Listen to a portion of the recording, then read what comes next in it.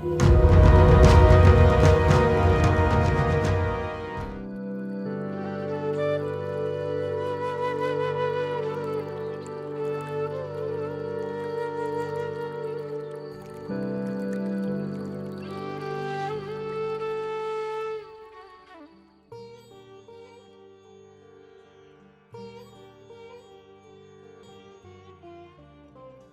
राजा ने अपने महल की दीवारों को सजाने के लिए दो चित्रकारों का चयन किया।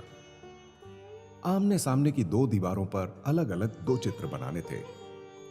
दोनों चित्रकार एक दूसरे की नकल न करें, इसलिए दोनों दीवारों के आगे दो पर्दे लगवा दिए।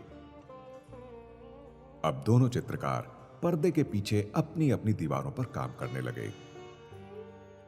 राजा रोजाना आता और दोनों से उनके काम की प्रगति पूछता। एक चित्रकार ने पर्दे के पीछे से जवाब दिया, मेरा चित्र काफी अच्छा बन रहा है और बहुत जल्दी आप एक बेहद सुंदर चित्र देख पाओगे। जबकि दूसरे चित्रकार ने अपने पर्दे के पीछे से कहा, राजन, अभी तो मेरी तैयारी चल रही है। इस तरह राजा जितनी बार आकर दोनों से पूछता, पहला चित्रकार हर बार उत्साह से कहता, बस बहुत जल्दी आप मेरी कलाकारी देखकर दंग रह जाएंगे।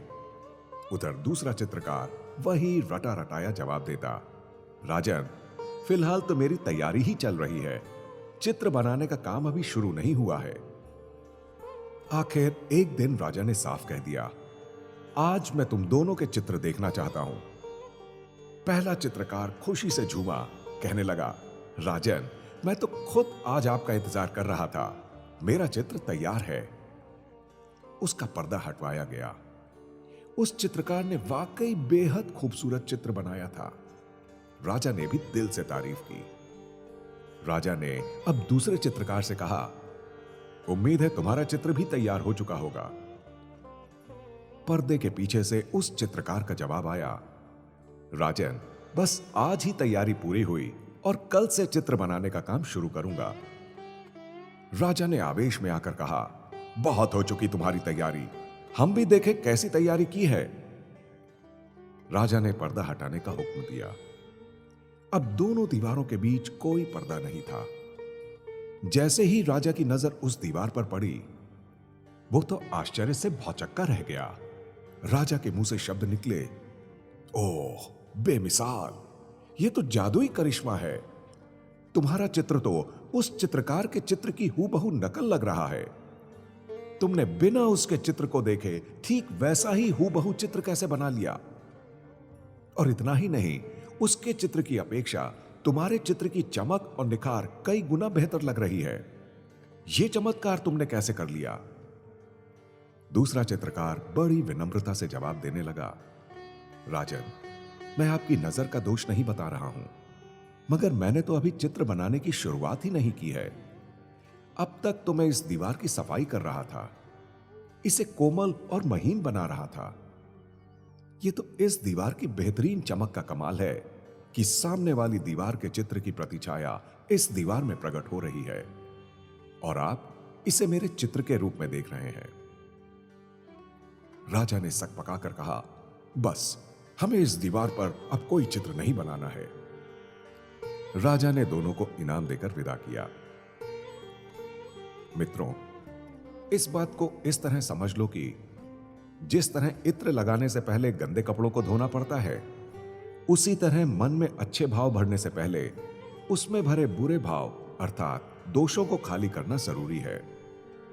ठीक उस चित्रकार की तरह जिसने चित्र बनाने से पहले उस दीवार का खुरदुरापन साफ किया था। हमारा मन भी उस दीवार की तरह गंदा है, मलिन है।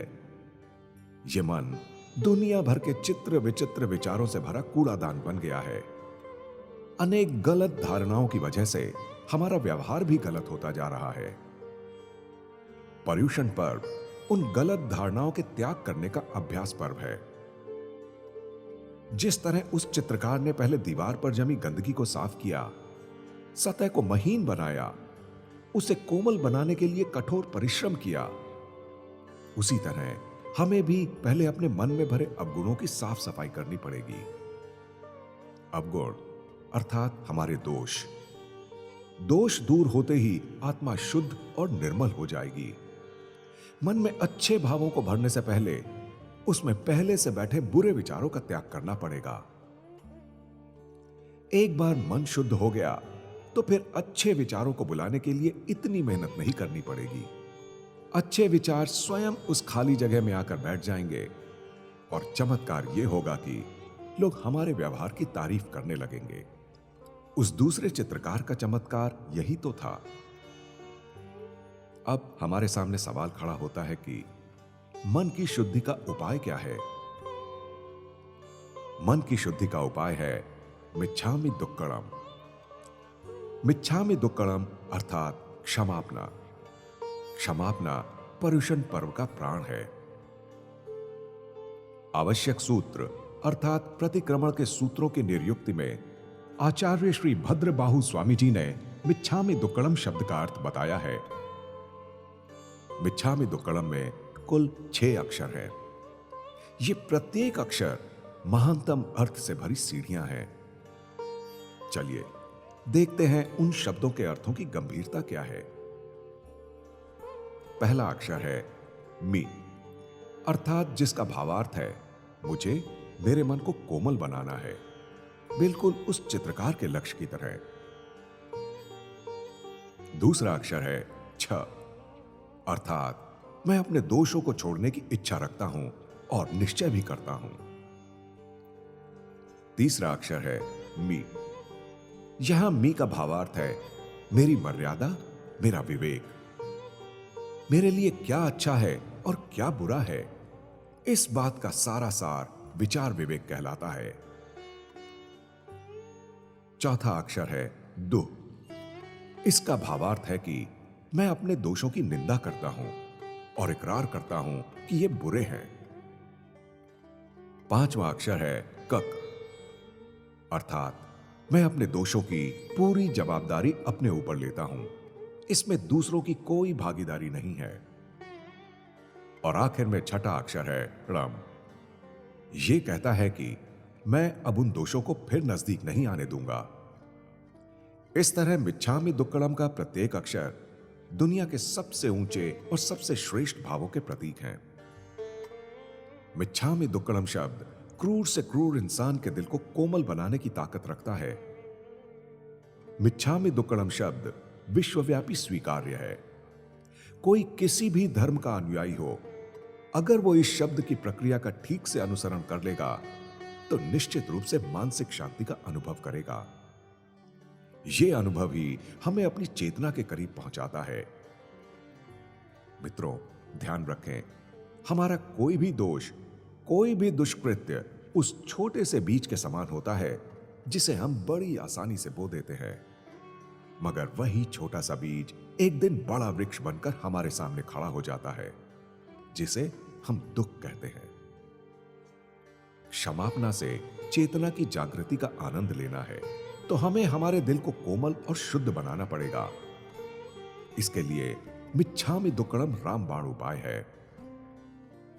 मिच्छामि दुक्कडम मात्र एक शब्द नहीं है, किसी नए साल की शुभकामना जैसी औपचारिकता नहीं है, मोबाइल पर थोक में भेजा माफीनामा नहीं है, बल्कि इसके अर्थ को समझकर हमने खुद बनाई मन की विशुद्धियों और हमारी निष्कपटता का प्रामाणिक दस्तावेज है। इस दस्तावेज को तैयार करने के लिए हमें बड़ी ईमानदारी से 6 चरण में काम करना पड़ेगा। चलिए उन 6 बड़ी बातों की बड़ी तैयारी का लेखा जोखा भी समझ लेते हैं। पहला काम है अपने दिल को स्वच्छ बनाने का संकल्प लेना। दूसरा काम है हमारे दिल में बैठी बुराइयों का त्याग करना। तीसरा काम है हमें यह तय करना पड़ेगा कि मेरे जीवन के लिए क्या अच्छा है, इसका आत्मनिरीक्षण करना पड़ेगा। चौथा काम अपने दोषों की निंदा करने का है। मेरे ये बुरे काम जगत के लिए अच्छे नहीं हैं। पांचवा काम थोड़ा कठिन है। अपने पाप, अपने दोष को दिल से स्वीकार करना पड़ेगा कि हां, मैं कबूल करता हूं कि ये मेरे ही दोष हैं। ये काम कठिन इसलिए है क्योंकि पहले तो हमारी गलती को जान पाना कठिन है, समझ में आ भी जाए फिर भी उसे कबूल करना कठिन है, और कबूल करने के बाद उसे योग्य व्यक्ति के सामने प्रकट करना तो महा कठिन है, मगर संभव जरूर है। अगर यहां तक का काम पूरा हो जाता है तो छठे चरण की बात उस तैयारी की है जो उस चित्रकार ने पूरी कर ली थी। उस तैयारी को शास्त्रों में उपशम कहा गया है। उपशम को एकदम सरल शब्दों में इस तरह समझेंगे कि अब आगे कोई भी बुरे विचार मन में आएंगे तो मैं उन्हें अपने अंदर नहीं आने दूंगा, उन विचारों को प्रतिभाव नहीं दूंगा अथवा उन खराब विचारों को प्रभावहीन बना दूंगा। इसका फायदा यह होगा कि वे गलतियां मैं फिर दोबारा नहीं करूंगा। मिच्छामि दुक्कड़म मन की मलिनता को नष्ट करने का महामंत्र है। पर्युषण पर्व की अगली कड़ी में कल फिर एक विषय के साथ हम मिलेंगे। धन्यवाद।